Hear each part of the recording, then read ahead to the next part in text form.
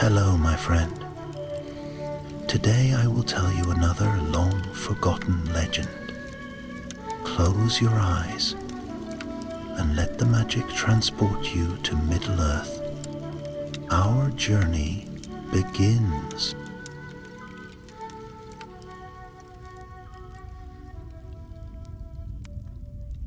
Far in the north, where the winds cut sharp from the ice bay of Foreshell and the mountains lay cold and stern, there once had stood a kingdom of men. Its name was Arnor, proud and tall in days of old. Yet Arnor was broken long ago, divided into lesser realms, and in the end destroyed by war and sorcery. Most dreaded of all was Angmar, the realm of the Witch King, who ruled with iron hand and sent forth armies of orcs, wolves, and fell spirits to tear down the strength of men. The Witch King himself had been overthrown long centuries before this tale begins, when the hosts of the West gathered and broke Angmar in battle at Fornost. He fled into the shadows, never to return to the north, or so it was believed. But shadows are patient, and in Middle-earth no evil is ever wholly slain, so long as its master endures. Whispers arose many lifetimes later that some black spirit lingered in the ruins of Angmar. Herds vanished from their pastures. A village woke one morning to find its wells fouled, its doors broken, and every dog lying stiff and cold. Travelers spoke of a rider all in black, seen only at dusk, who left behind a silence deeper than death. Thus it came that Captain Erenvor of the Dunedain was summoned. He was tall and stern, with keen gray eyes, and though his hair was dark, streaks of silver already showed at his temples. His people were few, the scattered descendants of the ancient kings of the north, but they still guarded the wild lands against the creeping shadows. And so when rumor of a returning Wraith reached the chieftain of the Dunedain, it was Erenvor who was chosen to lead a band of rangers into the north. They were but 6 in number: Calanhir, swift of bow, who laughed even in peril; Daron, silent and sharp-eyed, who could read tracks as others read letters; Elderic, youngest among them, eager yet untested; Morwen, whose hand with a blade was steady and sure, though grief had made her voice soft as falling snow; old Belagorn, whose beard was white but whose strength had not failed; and at their head Erenvor, who bore the burden of command. Their task was plain yet perilous: seek the truth of the shadow, and if they could, drive it out before it grew strong. For if a Nazgûl truly walked again in the north, then all the lands from Bree to Rivendell might soon know terror. On a chill autumn evening they set forth. The wind moaned across the empty downs, and the stars shone cold above. They crossed the weather hills, their cloaks drawn tight, and passed the ruins of Fornost, where the last king of Arthedain had fallen long ago. The stones lay broken, but the air seemed still heavy with old sorrow. "We march in the footsteps of ghosts," whispered Eldric as they passed beneath a shattered gate. "Not ghosts," said Erenvor grimly. "Something worse. Keep your watch keen." That night they camped near a tumble of stones, the remains of some forgotten tower. The rangers sat close about the fire, speaking little, for the north has long silences that press upon the heart. Yet it was Morwen who at last spoke. "Do you think it is truly one of the 9? She asked, her voice low. Erenvor's face was grave. "If not one of them, then some servant of their kind. But the signs are ill.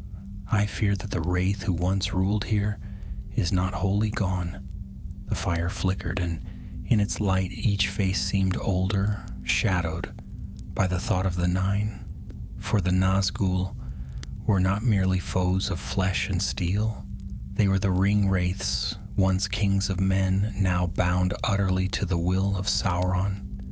Against their terror, even the bravest heart might falter. Toward midnight the wind died, the fire sank low, then Callan here, keeping watch, stiffened. "Hush," he whispered. The others stirred, reaching for their weapons. All was silent, yet in that silence they felt a weight pressing upon them, as though unseen eyes watched from the dark. The horses stamped uneasily. Then came a sound like a sigh, faint but chill, drifting over the stones. The rangers rose to their feet, blades drawn. But when Erenvor stepped beyond the circle of firelight, he saw only the empty downs, pale under the stars. "It is nothing," said Belegorn, though his voice was strained. "Nothing does not freeze the blood," murmured Morwen. At last the weight lifted, and the night was still again. Yet none among them doubted that some shadow had indeed passed nearby.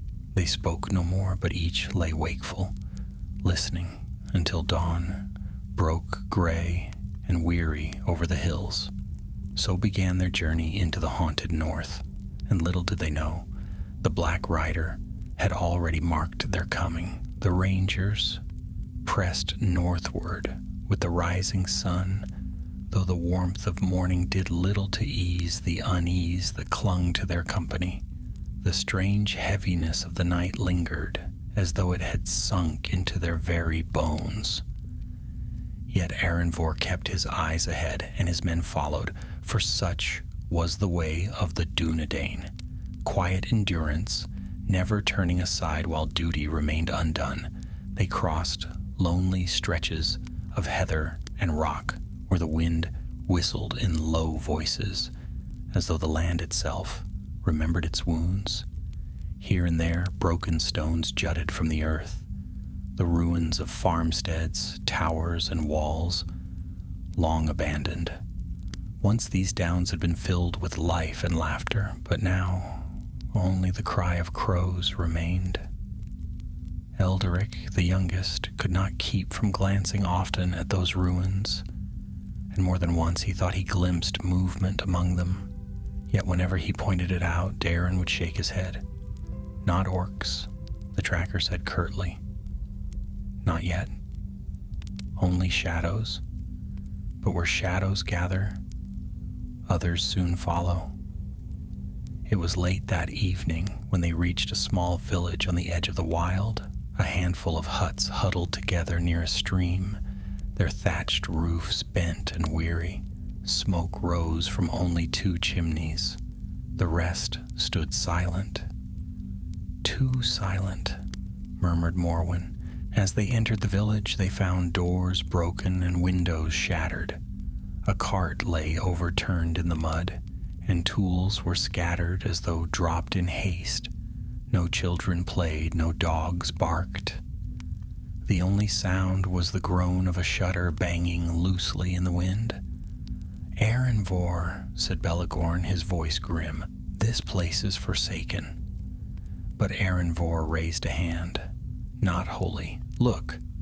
At the far end of the street, an old woman stood in a doorway. Her hair was white and tangled, her face lined with fear. She clutched a staff as if it were her only shield.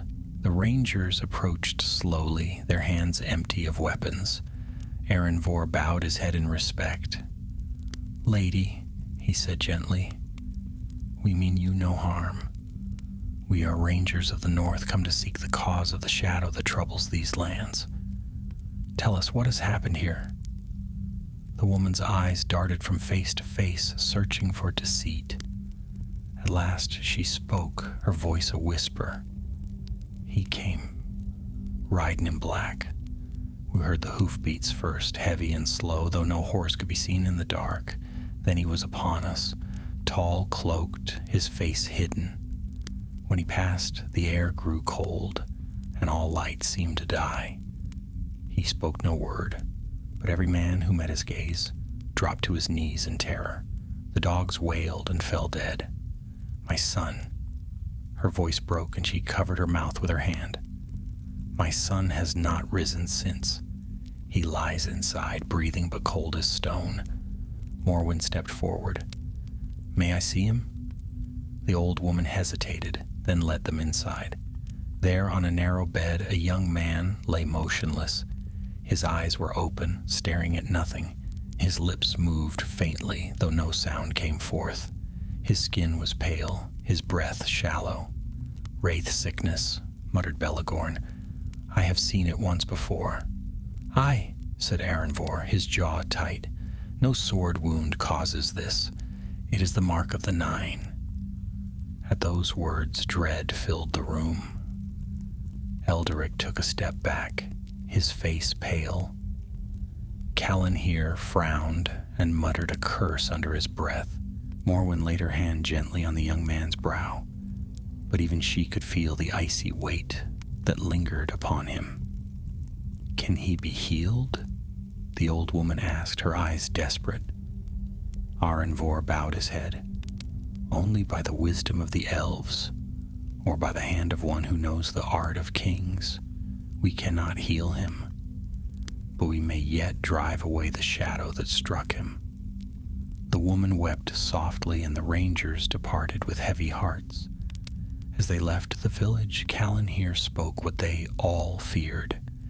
If the Wraith rides again, why does he linger here in the north? Why not return to Mordor, where his master gathers strength? Because the north is weak, Aranvor answered. Few remain to resist him, and the ruins of Angmar are still thick with old evil. He may seek to rouse it once more. That night they set their camp on a ridge overlooking the wild. Aranvor set a double watch, and none protested. Yet even so the darkness pressed close. At times the wind carried faint cries, too faint to tell if they were the calls of wolves or the echoes of voices long dead. Toward midnight, Daeron, who kept the watch, touched Aranvor's shoulder. Look there, he whispered, pointing north. Across the plain, under the pale starlight, a line of torches moved. They flickered like fireflies, weaving through the hills. Orcs, Daeron said. Aranvor's eyes narrowed. In numbers, they marched toward Carn Dûm.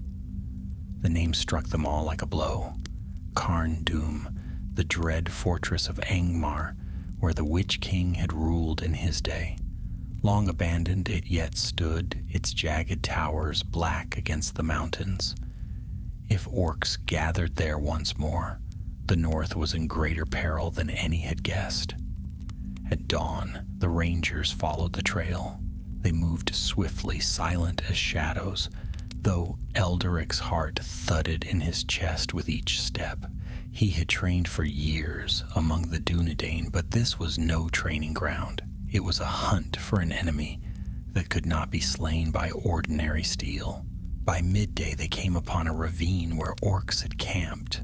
The stench was foul, and the ground was black with ashes. Bones lay scattered, gnawed clean. But the orcs themselves were gone, leaving only a handful of stragglers, scouts, or guards. Aranvor raised his hand, and the rangers fell upon them swiftly. Bows sang, and 2 orcs fell with arrows through their throats. Callanhir and Morwen struck down others with blades. Only one remained alive, snarling and thrashing as Belegorn held him fast. Aranvor knelt before the orc, his eyes cold. Who leads you? Why do you march to Carn Dûm? The orc spat, but when Aranvor pressed a dagger to his throat, it hissed. The Wraith calls us, the Wraith King who rides in shadow. He summons all to the north. He will raise the old throne again, and none shall stand before him. The rangers exchanged dark glances.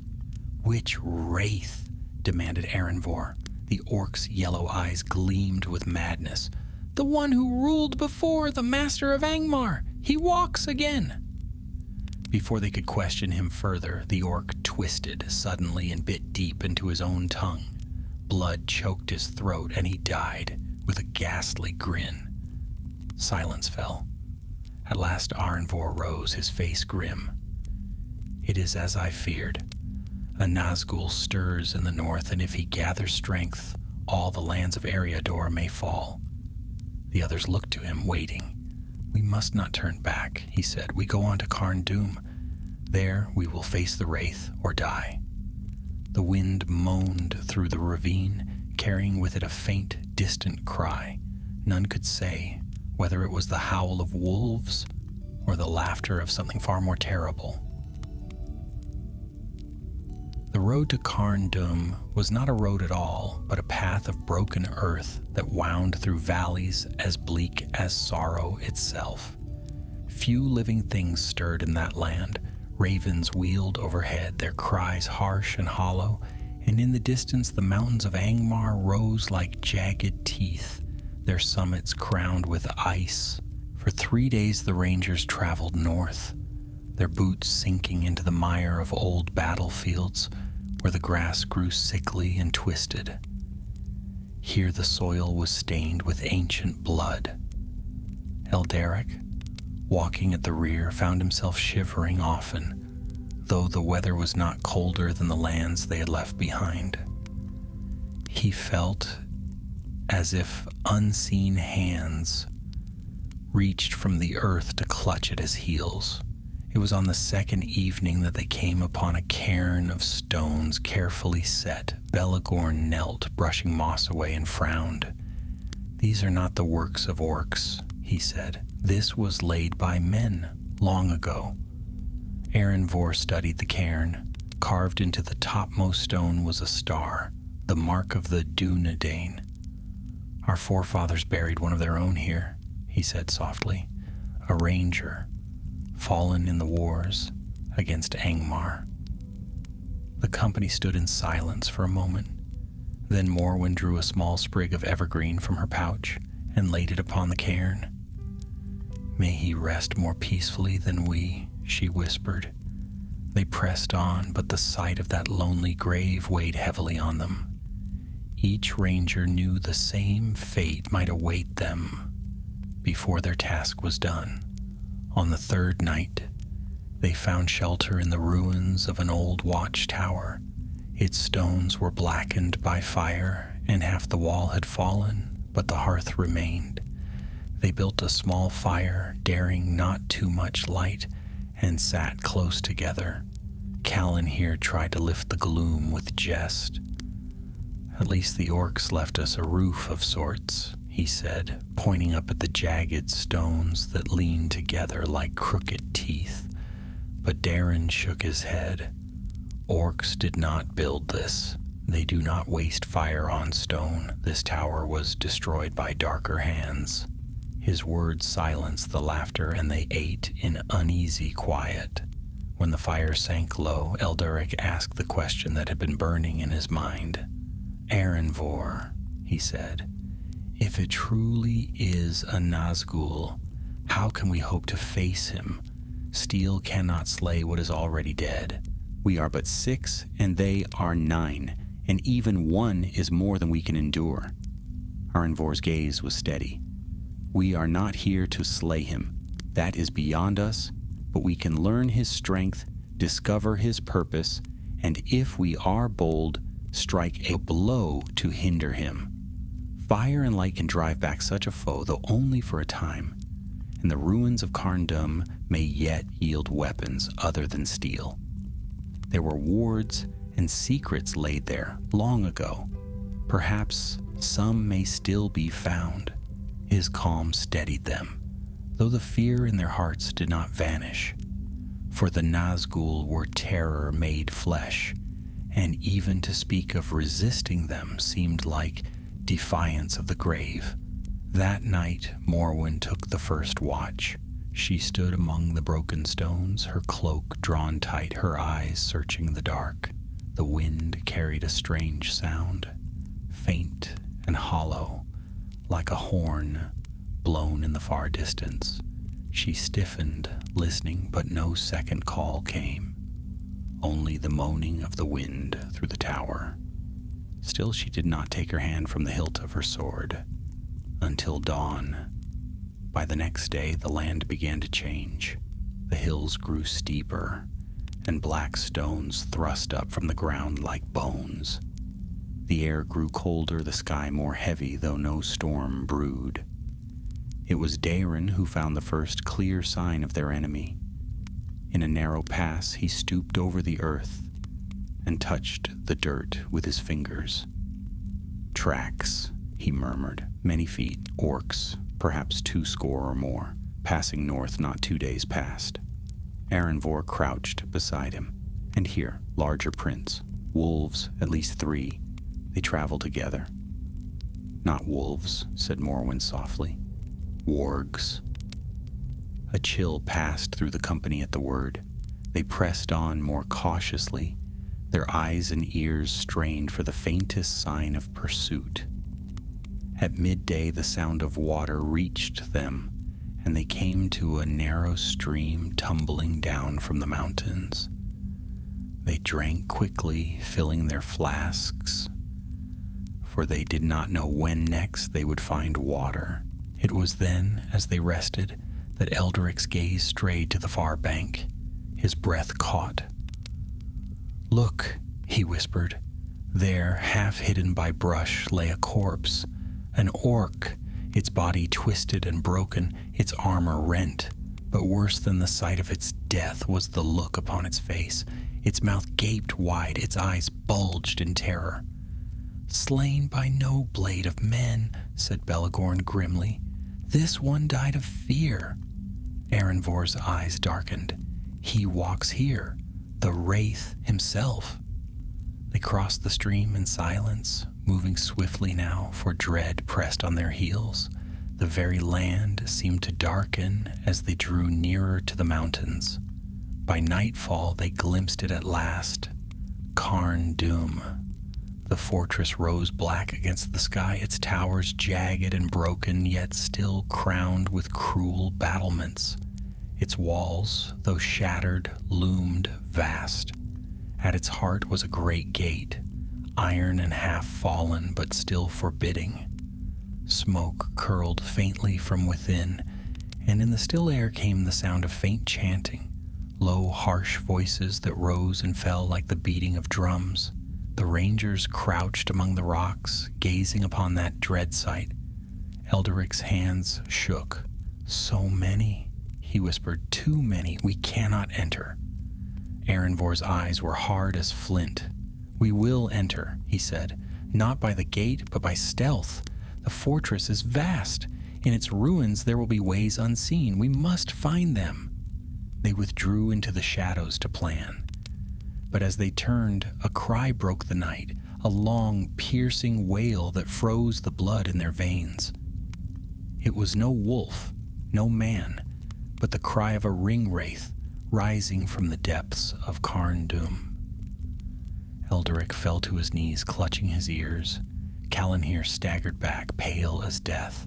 Even the seasoned Belagorn groaned, pressing his hand against the stones for support. Only Aranvor remained upright, though his face was white and his teeth clenched. The cry faded, but its echo lingered in their hearts. For they knew now, beyond all doubt, that a Nazgûl walked again in Angmar, and he had already sensed their presence. The scream of the Wraith had sunk deep into their bones, like a nail driven into living wood. Even after it faded, the silence that followed was worse. The land itself seemed to hold its breath, waiting. The rangers huddled close behind a jagged outcrop of stone, their cloaks drawn tight. Elderic's hands still shook as he tried to steady his bow. Calanhir's lips moved soundlessly as though he prayed. Morwen's eyes glittered with quiet fury, but her face was pale.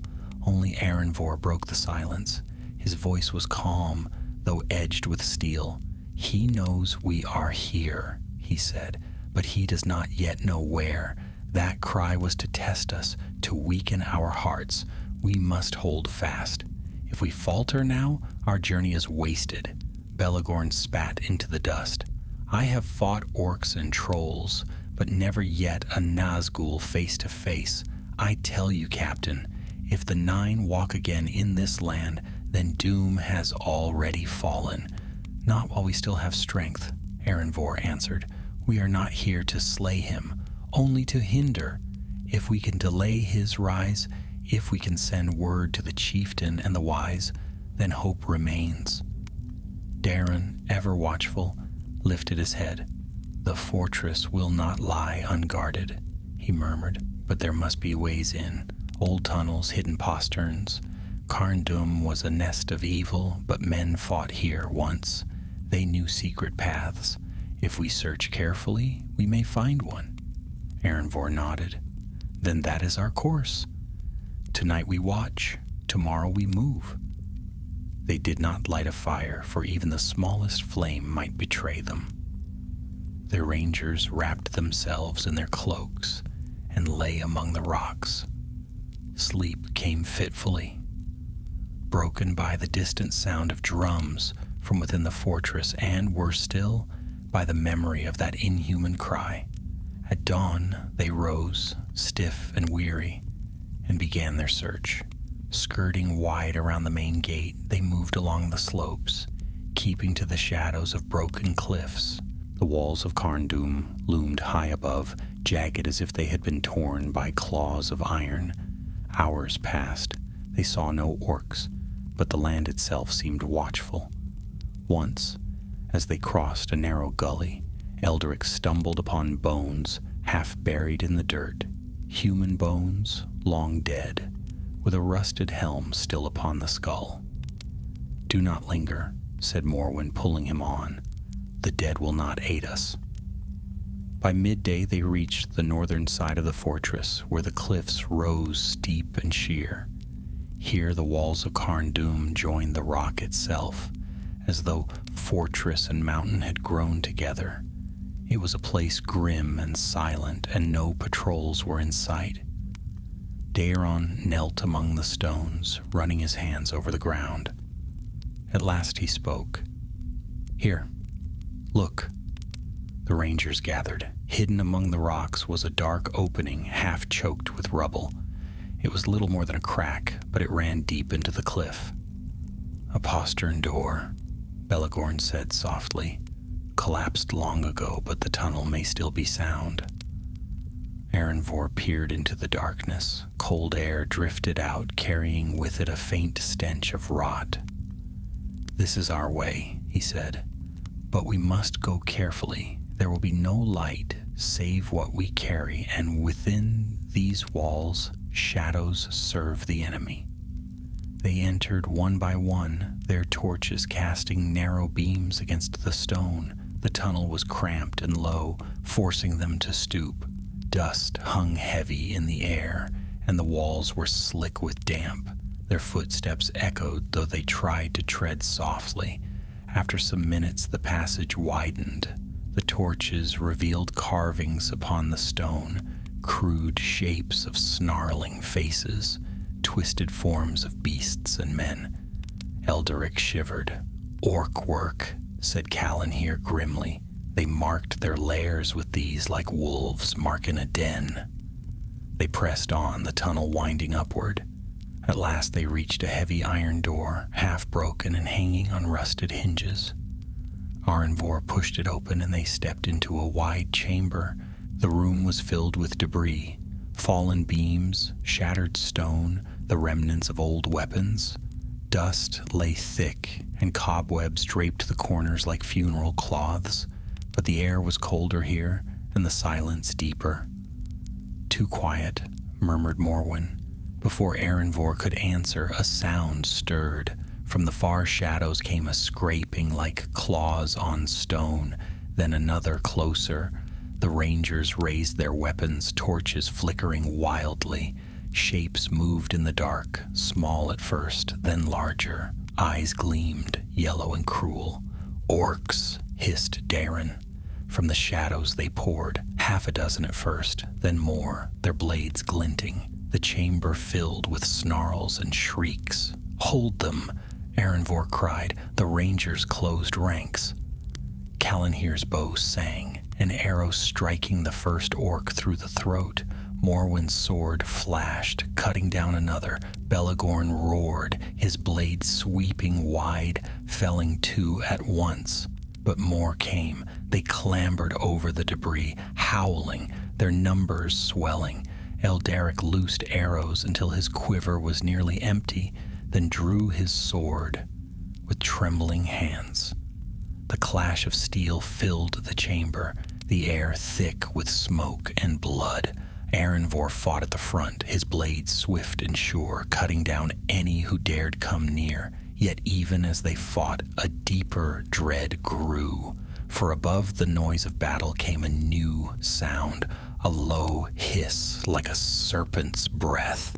The torches flickered, dimming as though some unseen wind blew through the chamber. The orcs faltered, drawing back, their snarls turning to whimpers. Then he came. From the darkness at the far end of the chamber, a figure emerged, tall, cloaked in black, his face hidden by a hood. His very presence drained the warmth from the air. Shadows clung to him, writhing like smoke. The Nazgûl. Eldaric's sword fell from his hand. Calanhir stumbled back, his bow useless. Even the seasoned Belagorn staggered, his face pale. The terror of the Wraith was a weight upon their hearts, pressing them to their knees. Only Aranvor stood firm, though his breath came hard and his eyes blazed with defiance. He raised his torch high. "Back!" he shouted, his voice echoing. "You shall not claim us this night." The Wraith halted, his head turning slowly toward the torch. No words came from beneath the hood, but a cold laugh echoed in their minds, filling them with despair. The torches guttered, nearly dying. In that moment, Aranvor seized a fallen beam, its end aflame, and thrust it toward the Wraith. The light flared, and for an instant the shadows recoiled. The Nazgûl drew back, a hiss of anger rising. "Now!" Aranvor cried. "To the passage!" The rangers stumbled toward the door, dragging Eldaric with them. Morwen struck down an orc that barred their way, her face grim with fury. Calanhir loosed his last arrow, buying a moment's space. They burst back into the tunnel, hearts pounding. Behind them came the hiss of the Wraith and the echo of his laughter, dark and terrible. They ran, the passage twisting before them, until at last they burst out into the cold night air. Gasping, they fell among the rocks, their torches flaring wildly. For long moments none spoke. Then Aranvor lifted his head, his face pale but resolute. "He is there," he said. "The Wraith of the North walks again, but we are not yet broken. We know his lair and we live still. That is enough for now." The others looked at him, their eyes filled with fear, yet also with grim resolve. For though they had faced death and shadow, they had not yielded, and the night, though dark, had not claimed them. But in the depths of Carn Dûm, the Wraith's laughter lingered, and they knew this was only the beginning. The rangers lay hidden among the jagged rocks until the pounding of their hearts eased. The night air was cold, biting at their lungs, but it felt clean compared to the stifling darkness of the tunnels. Above, the stars burned white, remote and silent, and for a moment they seemed to draw strength from their light. Eldaric sat hunched, shivering violently. His sword lay forgotten in the dirt beside him. Morwen knelt by his side, steadying him with a firm hand on his shoulder. "You stood longer than most would have," she said gently. "Do not think yourself weak. To face a Wraith and still breathe is no small thing." But Eldaric shook his head, tears brimming in his eyes. "I dropped my sword. I could not move. I was already dead inside." "Yet you are not," Morwen answered firmly. That is what matters. Arenvor stood a little apart, scanning the fortress walls. His face was pale, and the fire in his torch was burning low, but his eyes remained sharp. Callan here came to stand beside him, bow still clutched in his hand, though the string was frayed. "What now, Captain?" Callan here asked. His voice was low, though steadier than Elderic's. Arenvor did not answer at once. He studied the towers of Carn Dûm, the faint glow of firelight that leaked from shattered windows, the drifting smoke that rose into the night. At last he spoke. "We cannot turn back. Not yet. We've seen the Wraith with our own eyes, and we know he gathers orcs to his service. If we leave now, they will pour south unchecked, and all the north will suffer."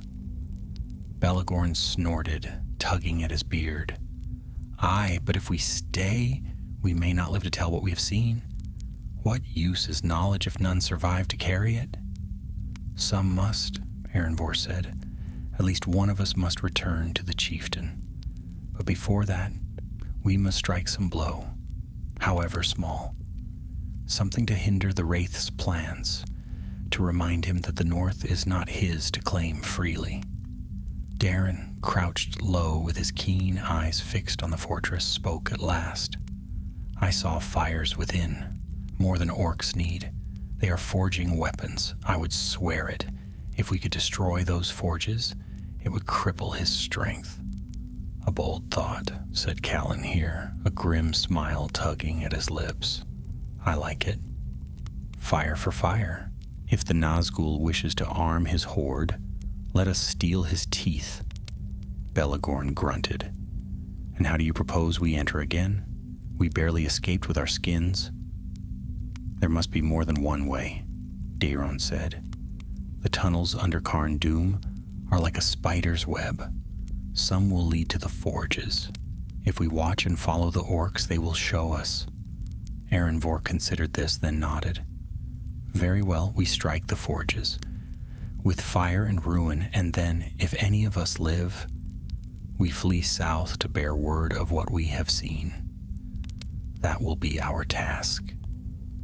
No one argued, though the weight of it hung heavily in the cold night air.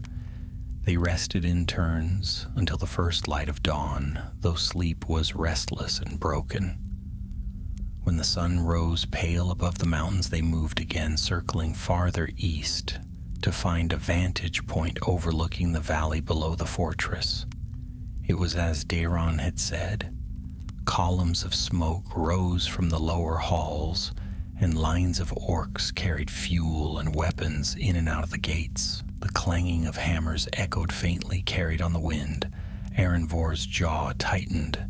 There, the heart of his strength.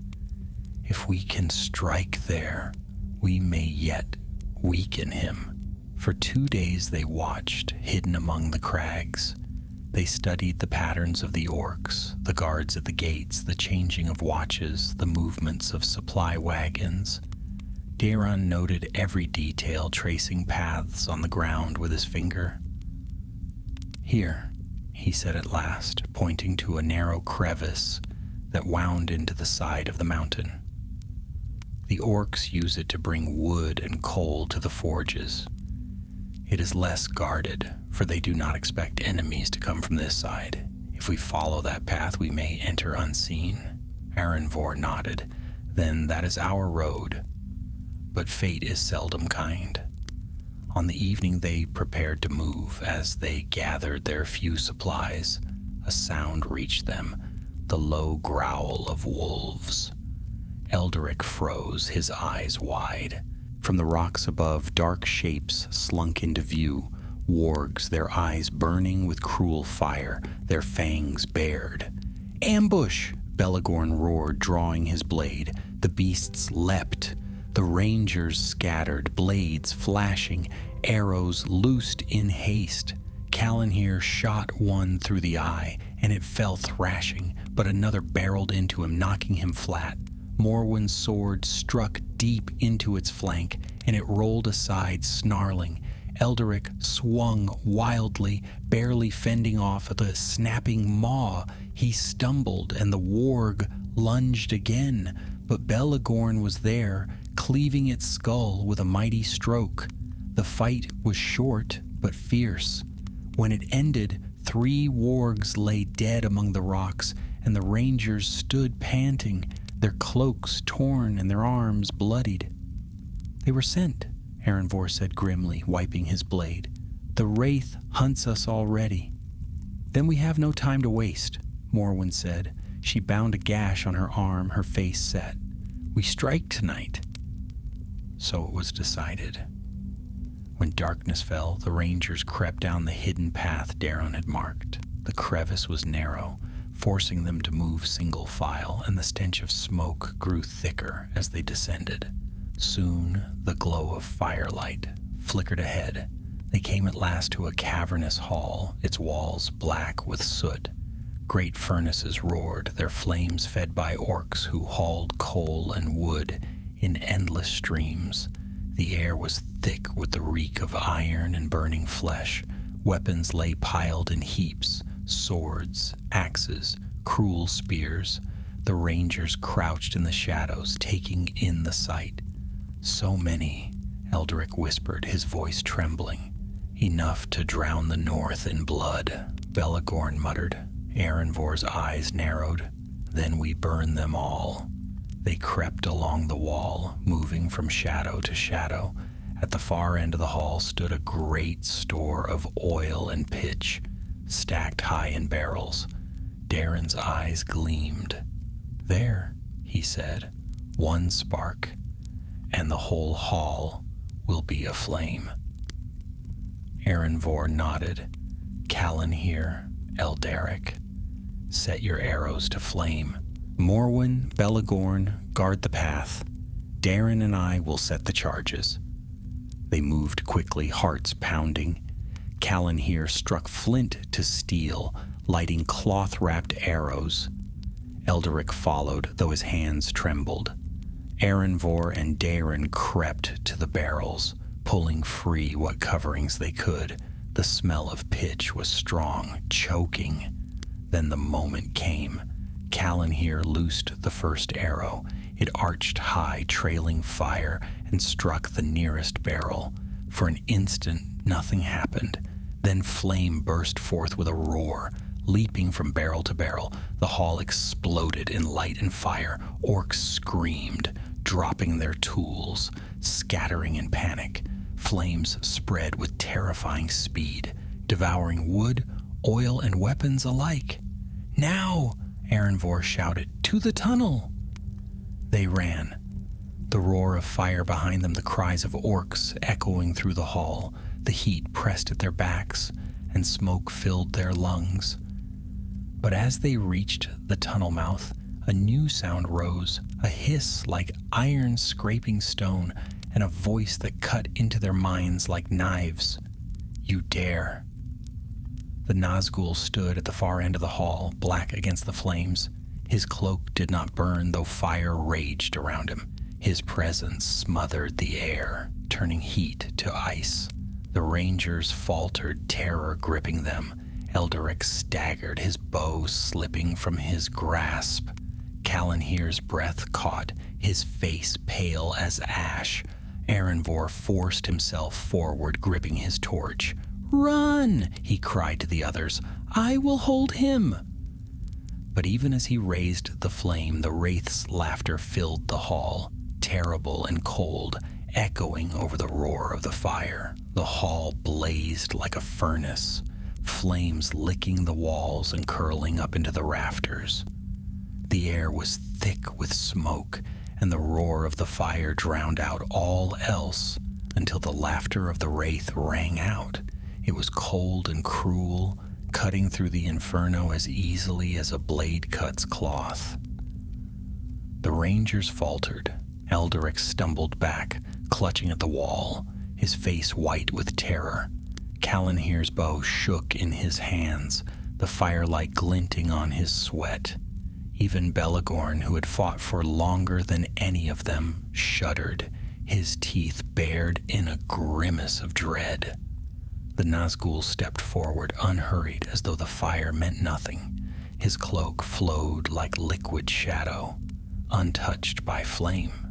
The very air grew heavy around him, smothering, so that each breath was like drawing in cold ash.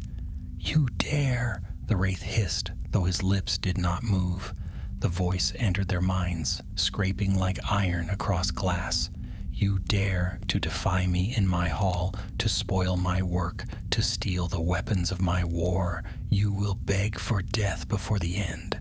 Erenvor thrust his torch high. The fire flared brightly, casting back the shadows for a heartbeat. His voice rang out, steady and defiant. "We are the Dunedain of the North," he cried. "This land is not yours to claim. While one of us still draws breath, you will find no peace in Angmar." The Nazgûl gave a sound that might have been laughter or scorn. He raised his arm, long and skeletal, beneath the cloak. The flames bent away from him, shrinking, as though cowed by his will. Darkness pressed forward again, and the heat of the hall turned suddenly to biting cold. "Erenvor!" Morwen shouted, her voice cutting through the dread. She seized Elderic by the arm, dragging him toward the tunnel. "Do not stand alone." But Erenvor did not yield ground. He stepped forward, his torch blazing, his sword gleaming faintly in the firelight. For an instant, his figure seemed larger than life, like the kings of old who had fought against this same darkness long ago. The Wraith hissed, and a great weight fell upon the hall. Elderic cried out, clutching his head. Callan here dropped to his knees, gasping for breath. The orcs, who had scattered from the fire, now crouched in the shadows, chittering in fear, their yellow eyes gleaming. They dared not come close while their master's wrath filled the chamber. Erenvor gritted his teeth. His vision swam and his limbs felt heavy, but still he forced himself forward.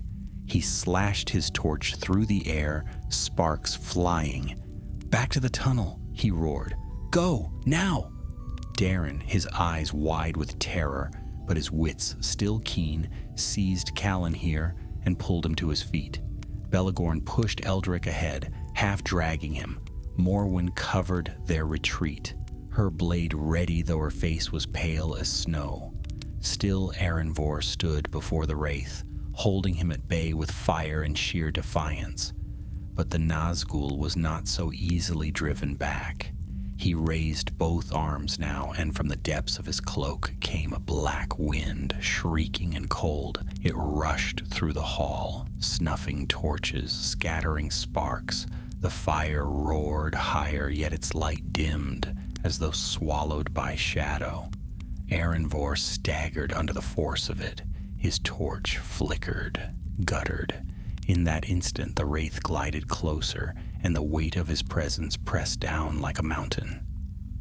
"You cannot stand against me," the voice hissed. "I am the Shadow of Kings, the master of this land. I will break you, and your bones will lie in these halls until the end of days." Erenvor's knees buckled, but he did not fall. He thrust his sword forward with both hands, forcing his voice to rise above the storm. "This land belongs not to you," he gasped. "It belongs to the free folk, and you will not have it." With a cry, he hurled the torch straight at the Wraith. The flames struck the cloak, and for an instant the shadows writhed. A shriek filled the hall, high, piercing, terrible. The Nazgûl reeled back, his form shuddering as though torn by unseen hands. "Now!" Morwen shouted. She seized Erenvor by the arm, dragging him toward the tunnel.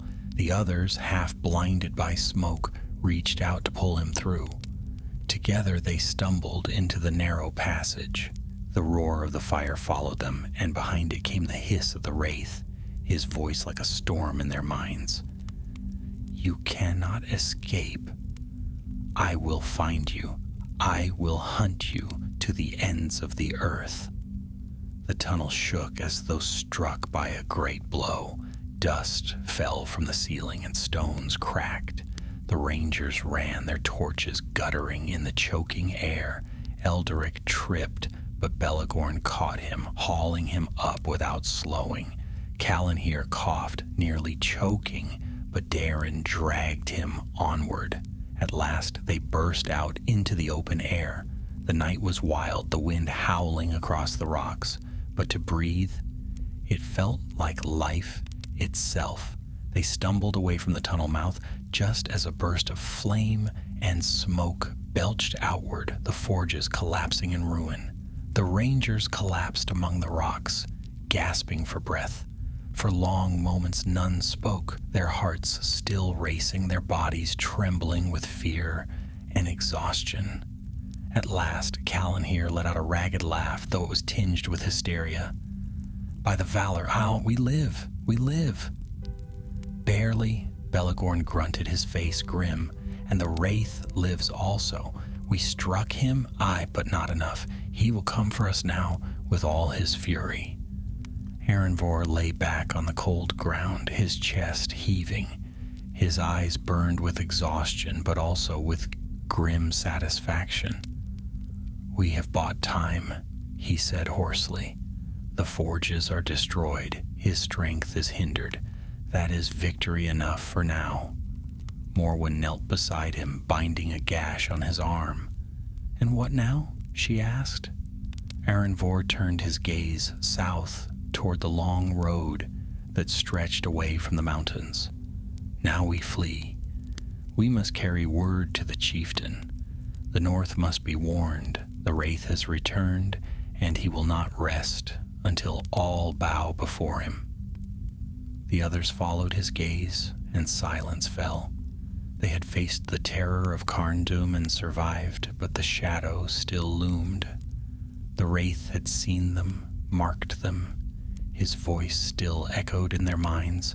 They had won a battle, but the War of the North had only begun. The Rangers left the smoldering ruins behind them, hearts heavy and legs weary. Smoke curled into the night sky, lit faintly by the glow of burning furnaces. Though they had struck a blow, they felt no triumph, only the pressing weight of pursuit. "The forges burn," Erenvor said as they descended into a narrow valley, his voice hoarse from smoke. "But the Wraith still lives. He will not suffer this insult lightly, nor will his orcs," Belegorn muttered, adjusting the strap of his pack. "I've seen war bands rise from less provocation. They'll be on our heels before the night is old." Darin, scouting ahead, paused at the crest of a ridge. "They are already on our heels," he said quietly. He pointed back toward Carndum. In the distance, torches flickered, a writhing line of fire and shadow spilling from the fortress. Elderic's breath caught. "So many," he whispered. Erenvor's face hardened. "Then we run. The south is our only hope now. If we can reach the Weather Hills, we may shake them." They pressed on, moving swiftly despite exhaustion. The land of Angmar was harsh, full of jagged stones and thorny scrub, but the Rangers knew how to move lightly and swiftly. Even Elderic, though he stumbled often, forced himself onward, his fear lending strength to his weary legs. The night stretched long. Behind them the torches grew brighter, nearer. The howls of wargs carried on the wind, chilling their blood. At last, near dawn, they came to a narrow gorge where a stream cut through the rocks. Erenvor raised his hand, signaling them to halt. "This is where we make our stand," he said. "The gorge is narrow. They cannot swarm us here. We will hold them long enough to break their pursuit." Belegorn grinned grimly. "Aye, a good place to kill orcs." Calanhir unslung his bow, testing the string. "And a good place to die, if it comes to that." The Rangers took their positions. Kelenhir and Elderic climbed the higher rocks, bows ready. Morwen, Belegorn, and Daerin formed a line across the gorge, blades drawn. Aranvor stood at the center, his torch burning low but steady. The first orcs came soon after. They poured into the gorge, shrieking, their crude weapons glinting in the dim light. Arrows flew, striking down the foremost. Kelenhir's aim was true, and even Elderic, though his hands shook, sent shafts into the dark. Then the clash of steel rang out. Morwen's sword flashed, cutting through the first orc that reached her. Belegorn roared, his great blade hewing another in two. Daerin fought with quick, precise strikes, slipping past crude defenses and driving his dagger home.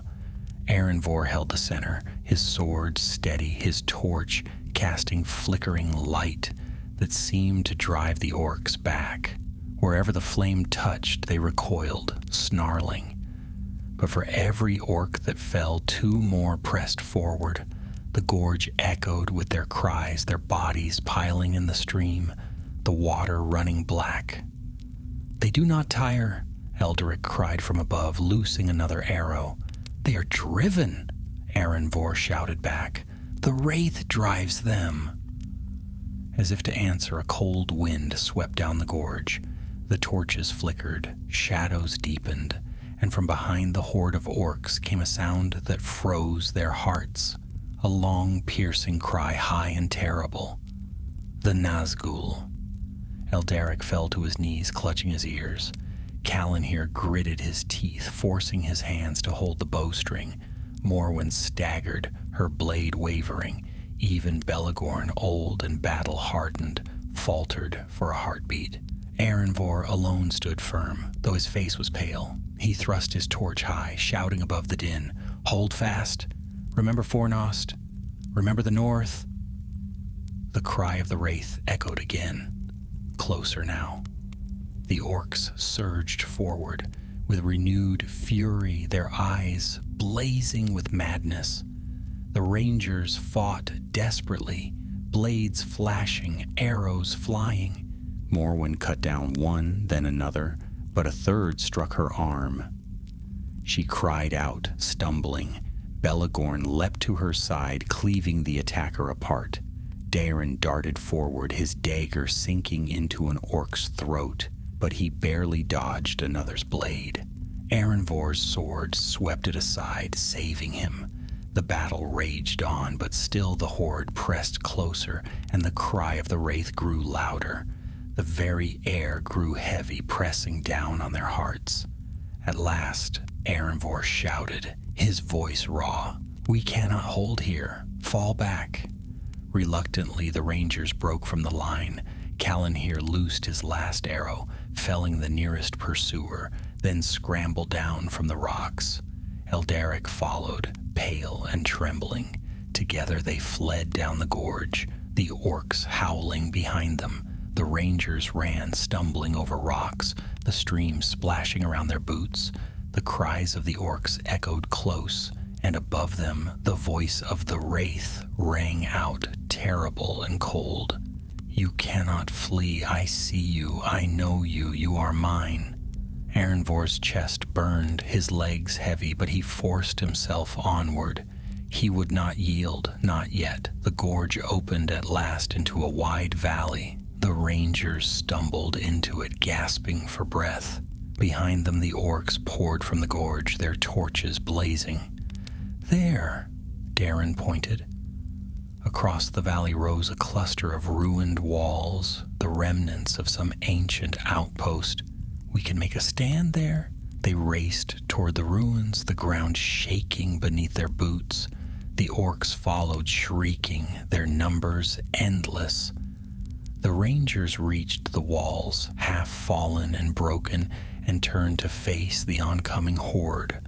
Their blades gleamed faintly in the starlight. And then the Wraith came. He glided from the gorge, black against the sky, his form wreathed in shadow. The orcs fell silent, parting before him like waves before a rock. His presence filled the valley, heavy and suffocating. Eldaric fell to his knees, unable to stand. Callan here clutched his bow, but could not lift it. Morwen's sword trembled in her hand. Erenvor raised his torch, though the flame flickered weakly. His voice rang out, hoarse but defiant. "We are the Dunedain. This land is not yours." The Wraith's head turned slowly toward him. A voice hissed in their minds, cold as death.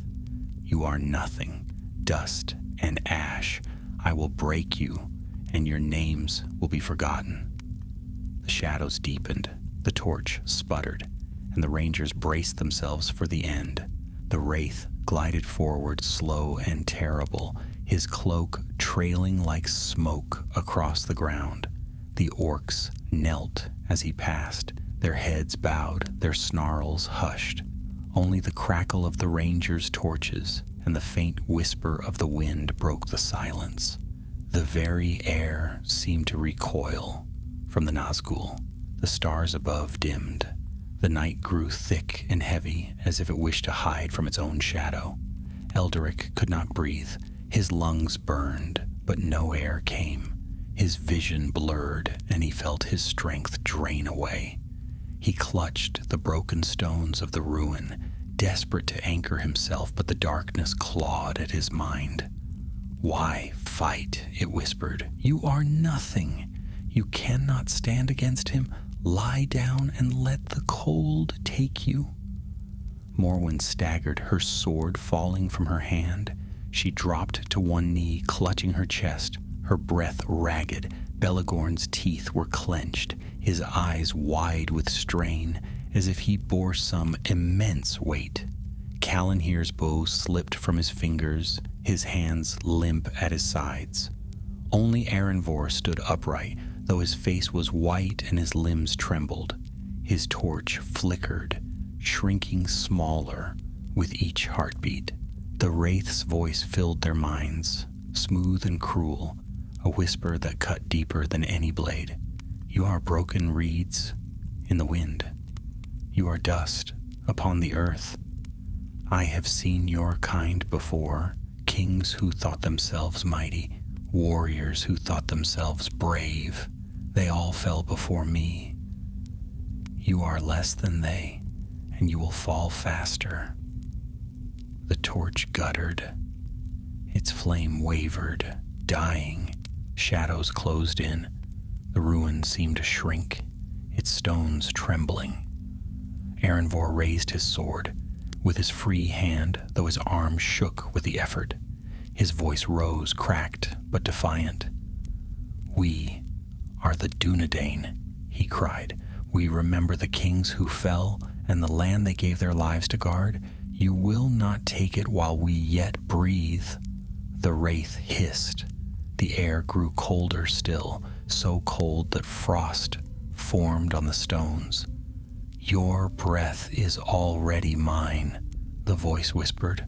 The torch flared once more, then flickered out. Darkness swallowed them. Eldaric cried out, though no sound came from his lips.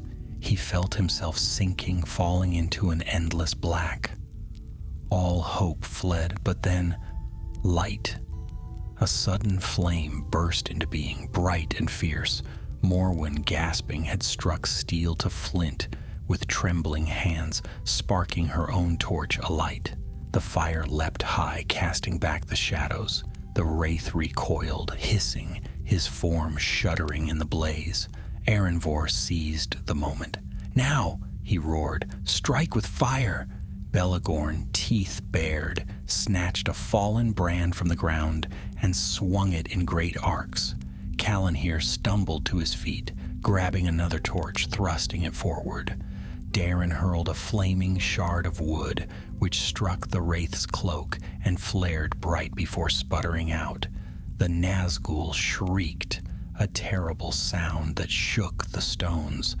The orcs shrank back, whimpering, shielding their eyes from the light.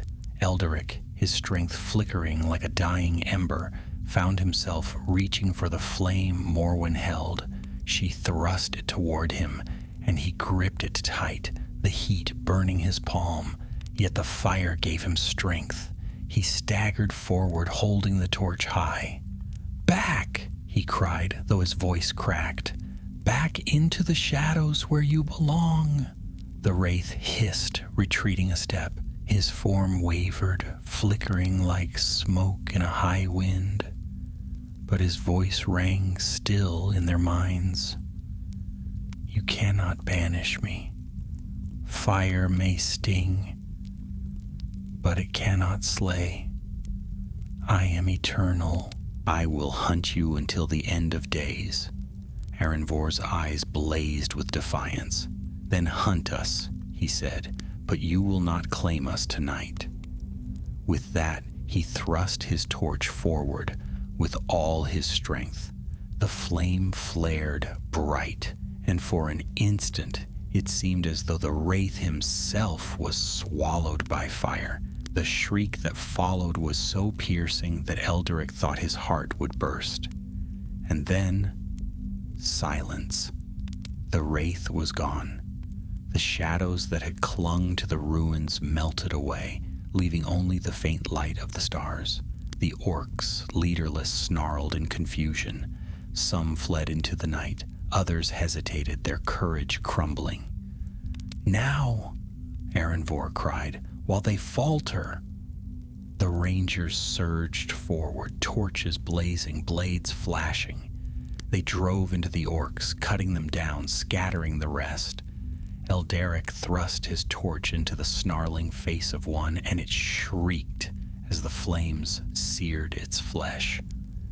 Calanhir struck another with his blade, while Belegorn roared, swinging his great sword with terrible force. In moments the valley was clear. The surviving orcs fled, howling into the night. The rangers stood amid the ruin, their torches blazing, their chests heaving with exhaustion. Elderic sank to the ground, trembling, tears streaming down his face.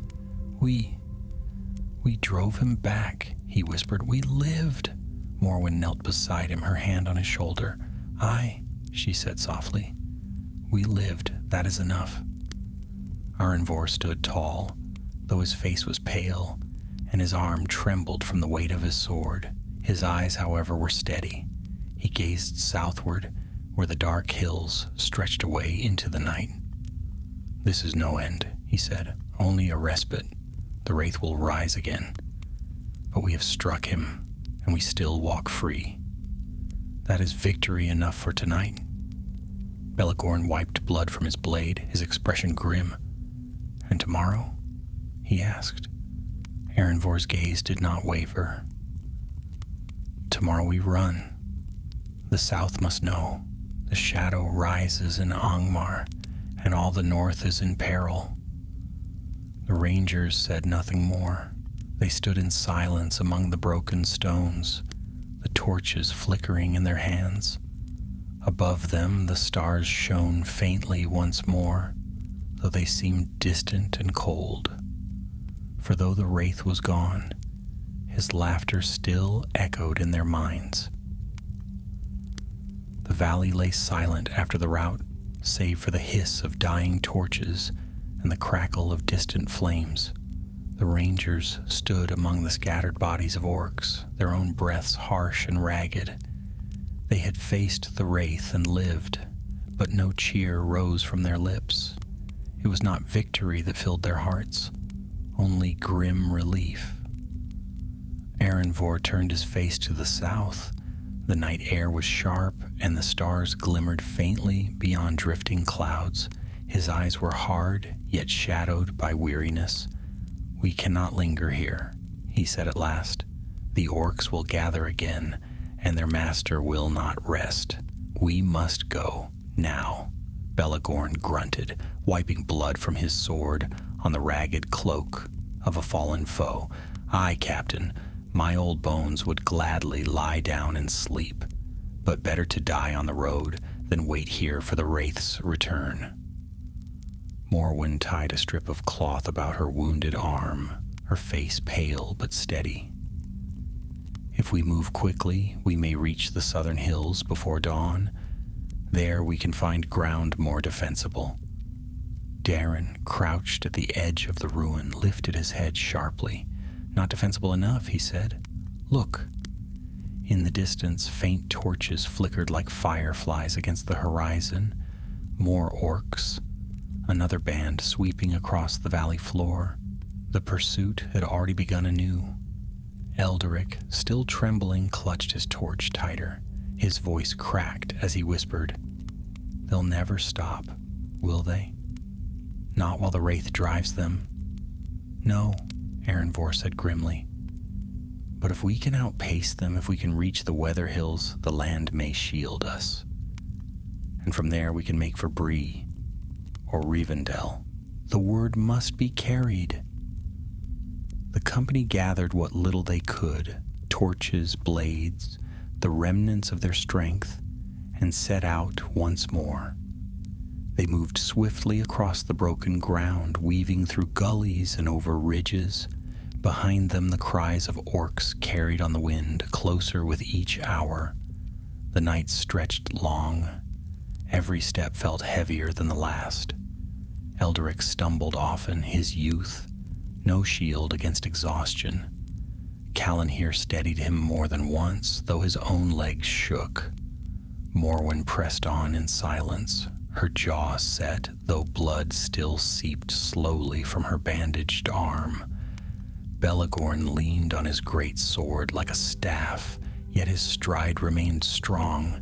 Darren ranged ahead, scouting their path, his eyes sharp even in the gloom. And at the center, Aranvor bore the weight of command, never faltering, though his face was lined with strain. At last, near dawn, they reached a high ridge overlooking a stretch of barren land. The first light of morning touched the horizon, painting the clouds with pale fire. For a moment, hope stirred in their hearts.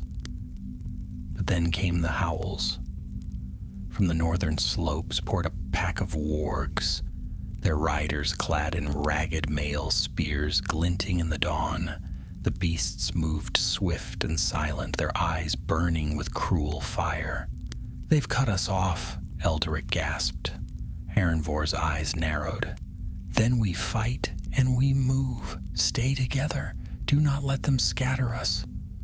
The rangers drew their blades, forming a tight circle on the ridge. The wargs closed in, snarling, their riders howling with savage glee. The clash was sudden and fierce. Belegorn struck the first warg with a blow so mighty that beast and rider fell together. Morwen's sword flashed, cutting a rider from his saddle. Darren darted in and out, striking quick and vanishing before claws could catch him. Calanhir loosed arrow after arrow, each finding its mark, though his quiver emptied fast. Elderic fought, clumsily but desperately, his torch searing the flank of a lunging warg. Aranvor held the center, his blade steady, his voice ringing out above the din. Hold the line." The wargs pressed harder, snarling, snapping, their riders thrusting with spears. One beast leapt at Calanhir, bearing him to the ground. Elderic cried out and drove his torch into its eye, the creature shrieking as it writhed away. Calanhir staggered to his feet, blood on his cheek, but alive. Another warg lunged at Morwen, knocking her back. Belegorn roared, cleaving it in two before it could strike her down. The fight raged, but at last the rangers broke through. The surviving wargs, snarling and bleeding, turned tail, fleeing northward with their riders. The ridge lay strewn with bodies, black blood staining the stones. The rangers stood gasping, their strength nearly spent. Elderic dropped his torch, his hands shaking. I cannot do this much longer," he whispered. Aranvor placed a hand on his shoulder, steadying him. "You can. You must. We are the last defense of this land. If we fall, the north falls with us." Morwen looked south, where the hills rose faintly in the distance. "We cannot keep this pace forever. If we are to survive, we need shelter. If only for a little while. Darren nodded. There is an old ruin not far from here, a watchtower of Arnor, fallen long ago. It lies hidden in the hills. Few know of it. We may find respite there. Erenvor's eyes met his, and he nodded. Let us. The company set out once more, their steps heavy but driven by grim resolve. The sun climbed slowly, pale and cold, casting long shadows across the land.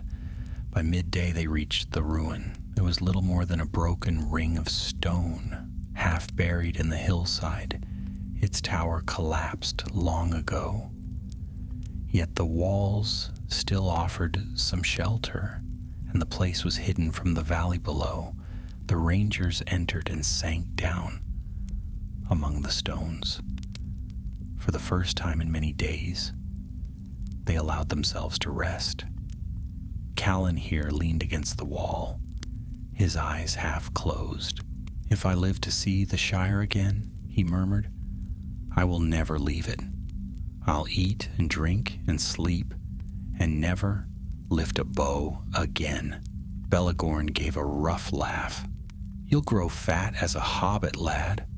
I would gladly trade this hunger for a hobbit's belly. Callan here retorted, though his voice was weak. Elderic sat apart, his gaze distant. Morwen joined him, silent for a while before speaking. You did well, she said softly. Bravery is not the absence of fear. It is to stand in spite of it. And you stood. Elderic shook his head. I only swung because I was too afraid to do nothing. I thought, if I kept moving, perhaps the fear would not take me. That is enough, Morwen said. Sometimes enough is all that is required. Erenvor stood watch at the broken wall, his eyes scanning the horizon. Darren joined him, crouching low. They will come again, Darren murmured. Yes, Erenvor said, but each day we endure is a day gained. If we can reach the Weather Hills, we may yet outrun them. And if not? Erenvor's eyes hardened. Then we stand, to the last. The wind moaned across the stones, carrying with it a faint, distant cry, the echo of the Wraith. It was far off, but its touch was enough to chill their hearts once more. They had won battles, but the war was far from over. The shadow of Angmar stretched ever wider, and the road south was still long. The ruin of the old watchtower gave the rangers a moment's reprieve. They rested in silence through the pale afternoon, their wounds bound as best they could, their eyes heavy with weariness. The stones were cold beneath them, but for the first time in many days, they dared to close their eyes. Yet even in rest, peace did not come. Elderic dreamed of endless darkness, of voices whispering in a tongue he could not understand. Callan here muttered in his sleep, his hand twitching as though he still loosed arrows. Morwen sat with her back to the wall, eyes half closed, though she never truly slept. Belegorn snored softly, but even his breathing caught now and then, as if haunted by unseen weight. Erenvor did not sleep at all. He sat atop the broken wall, his cloak drawn tight against the wind, his gaze fixed northward. He knew the Wraith would not give up the chase. They had struck him, humiliated him. For such a creature, vengeance was a hunger deeper than life itself. As the sun sank low, Darren returned from his scouting. His face was grim. They are moving, he said. Orc bands spread across the valley hunting. The Wraith drives them still. They scour every hollow and hill. Erenvor's jaw tightened. How far? Too near, Darren answered. By nightfall they will scent us if we linger. The others stirred, weary eyes turning toward their captain. Erenvor rose to his feet. Then we cannot linger, he said. We move at dusk. If we travel swift and silent, we may yet reach the Weather Hills by tomorrow's dawn. A low groan came from Belagorn as he stretched his aching limbs. "Another night without rest," he muttered. "Well, my old bones will forgive me if I live to see the morning." They gathered what little they had left, dwindling arrows, blades dulled by battle, a handful of torches. The sun vanished and the land grew dim. Shadows stretched long across the hills. When at last they set forth, they moved like ghosts through the dark, keeping low, every sound seeming too loud, every step a risk. The air grew colder as the moon rose, thin and pale, half hidden by drifting clouds. Hours passed. The rangers moved swiftly, though their strength was waning. Eldrick stumbled more than once, caught each time by Morwen or Callanhear. Belagorn leaned heavily on his sword, though he pressed on without complaint. Darin led them, his eyes sharp, guiding them through gullies and over ridges, always seeking the safest path. But the hunt was relentless. Near midnight, a howl split the silence. Then another. The rangers froze, their hands tightening on their weapons. Across the valley, torches flared, weaving like serpents through the dark. The orcs were closing in. "They drive us south," Darin hissed. "They know where we go?" "Then we make them pay for every step," Aranvor said. His voice was calm, though his hand gripped his sword hilt tightly. "Keep moving. Do not falter." They pressed on, the cries of pursuit growing louder. The ground grew steeper, the air sharper. The weather hills rose ahead, dark shapes against the starlit sky. Hope flickered in their hearts. But hope died quickly. As they climbed, the wind carried a sound that froze their blood, a shriek, high and terrible, echoing across the land. The Wraith's cry. Eldrick stumbled to his knees, gasping. Callanhear seized his arm, dragging him up. "Do not listen," he shouted. "Block it from your mind." But the voice of the Nazgûl was not one that could be ignored. It pierced bone and thought alike, a weight pressing on their hearts. "You cannot escape me," it hissed. "You are mine. Every step brings you closer to your end." The shadows thickened, the moon vanished behind clouds, the stars dimmed, and from the crest of the hill ahead, a black figure appeared, cloaked and hooded, tall and terrible. It loomed against the night sky. The Wraith had come. The rangers halted, their strength faltering. The orcs poured in behind them, hemming them in. They were trapped. Aranvor stepped forward, his face pale but resolute. He raised his torch high, though its flame burned low. His voice rang out clear and defiant. "This is not your land, Wraith," he cried. "It belongs to the free peoples of the north. You may hound us, but you will not claim us without a fight." The Nazgûl hissed, his voice filling their minds like poison. "You are nothing. I have crushed kingdoms greater than yours. I will sweep you aside as the wind sweeps dust. Your bones will lie upon these hills forgotten, while my shadow spreads unchallenged." The orcs howled, closing in.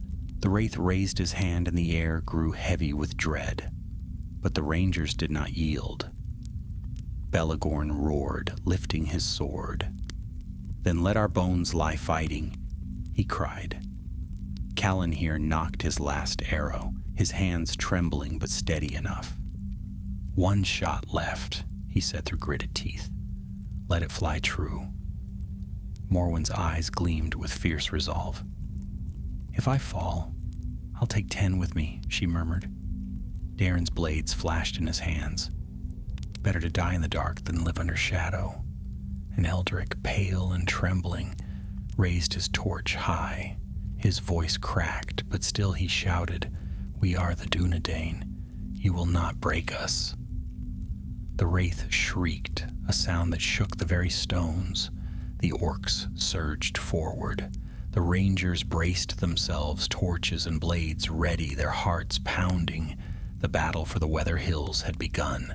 The orcs surged forward like a black tide, their snarls echoing through the night.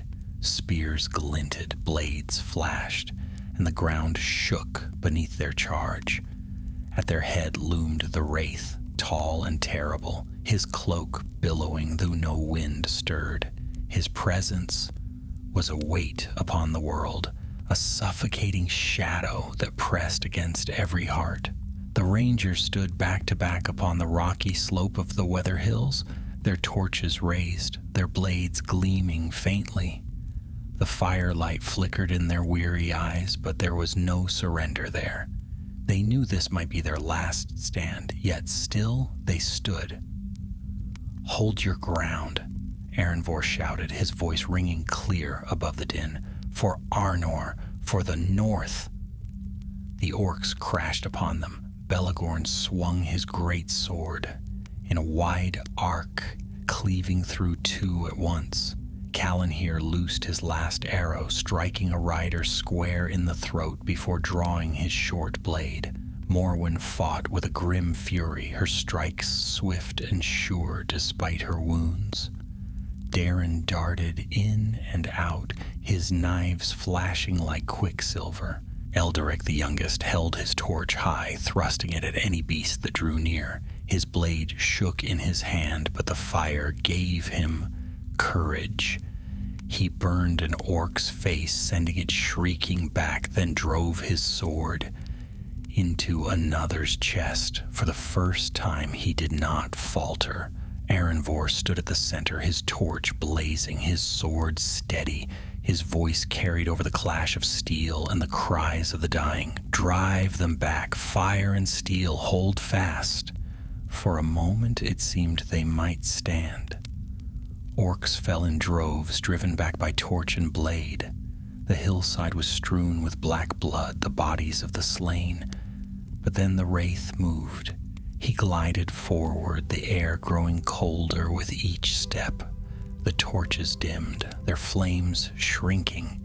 A terrible weight pressed down, stealing breath, stealing will. The rangers staggered, their strength faltering. "Do you see?" the wraith hissed. His voice filled their minds, a cruel whisper. "You are nothing. You fight, but you cannot win. The North is mine. You are but sparks in the wind, soon to be snuffed out." Elderic gasped, nearly dropping his torch. Calanhir's knees buckled. Morwen clutched her chest, her sword wavering. Belegorn groaned, his old strength failing beneath the crushing dread. Only Erenvor stood firm, though his body trembled. He raised his torch high, the last bright flame in the gathering dark. His voice rang out, fierce and unyielding. "We are the Dunedain," he cried. "We are the sons and daughters of kings. You may break us, but we will not yield." The wraith shrieked, a cry that split the air. The torches flickered, guttered, then flared bright, as if the defiance of Erenvor's words gave them new life. "Now," Erenvor roared, "strike together, fire to the shadow." With a cry, the rangers surged forward as one. Belegorn swung his great torch like a hammer, striking the wraith's cloak. Morwen thrust hers high, its flames searing into the darkness. Calanhir and Daron flung burning brands, sparks flying. Elderic, his fear overcome by desperate courage, drove his torch forward with both hands, straight into the shadowed form. The wraith screamed. His cloak writhed like living smoke, twisting and tearing. The air shuddered, the earth trembled. The orcs shrieked in terror, scattering, fleeing into the night. The Nazgûl staggered back, his form wavering. For an instant his hood fell aside, and beneath it was nothing but a void, black and endless, a hollow face that drew the eye and froze the heart, yet the flames pressed close and even that emptiness recoiled. "You cannot destroy me," the Wraith shrieked. His voice was thunder and ice, shattering stone. "I am deathless. I will return. I will hunt you until the world's end." And with a final cry, he vanished. His form dissolved into smoke and shadow, swept away by the wind. The weight lifted. The night grew still. The stars returned, shining cold and bright above. Silence fell upon the hillside. The rangers stood gasping, their torches burning low. They were alive. Against all odds, they had driven back the Wraith. Belagorn leaned on his sword, his chest heaving. "By the valor we live," he muttered. Morwen sank to her knees, clutching her wounded arm. "For now," she said softly. Callan here laughed, though it was a ragged, weary sound. "If this is victory, I'd not wish to see defeat." Elderic stood trembling, the charred stub of his torch still clutched in his hands. His eyes were wide, his face pale, but there was light in his gaze, a spark of pride. "We stood," he whispered, "we stood against him." Aranvor lowered his sword, his face drawn with exhaustion, yet his eyes were steady, his voice firm. "Aye," he said, "we stood, and though he will rise again, he will remember this night. The Wraith of the North is not invincible. Fire and courage can still drive him back." The rangers gathered what strength remained and turned their faces south. The road ahead was long, the danger not ended, but they had won time, and time was hope. As dawn broke over the hills, painting the sky with pale gold, the 6 survivors set forth once more. Behind them lay the dark ruins of Angmar, still haunted by shadow. Before them stretched the wild lands of the north, waiting for their warning, their protection. The Wraith would rise again. Of that there was no doubt. His laughter would echo in dreams, his shadow linger in every hollow.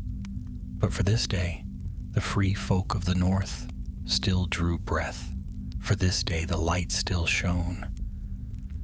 And the tale of the rangers who stood against the Wraith of the Northern Kingdom would be remembered even in the darkest of times.